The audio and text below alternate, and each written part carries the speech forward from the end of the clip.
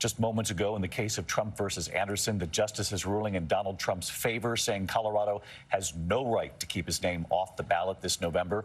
The state had argued he should be disqualified under the 14th Amendment's insurrection ban because of his actions leading up to the January 6th attack on the U.S. Capitol.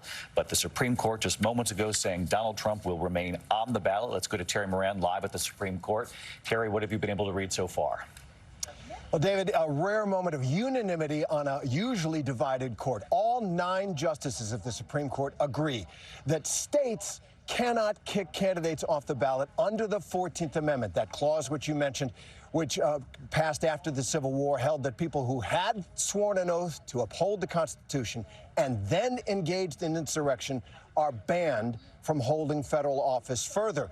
And what the Supreme Court said is that states can't enforce that it requires Congress to pass a law to outline how that clause should be enforced, concluding very simply that responsibility for enforcing that part of the Constitution rests with Congress and not with the states. The Supreme Court expressing real concern that states could go different ways. Some states would perhaps ban one candidate, some states perhaps ban another candidate. Other states keep them both on the ballot, and they express concern about the disruption that would work. They also said that the text of that constitutional article is clear and that it requires Congress to pass, quote, appropriate legislation in order to explain, outline the enforcement procedure for someone who had done, as people have alleged, sworn an oath to the Constitution, then engaged in insurrection and run for office again.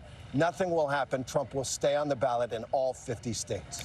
Hello, I'm Mark Brown. Get more great ABC7 content by clicking the subscribe button for our YouTube channel. And download the ABC7 Los Angeles streaming app on Fire TV, Android TV, Apple TV, and Roku to watch on your TV.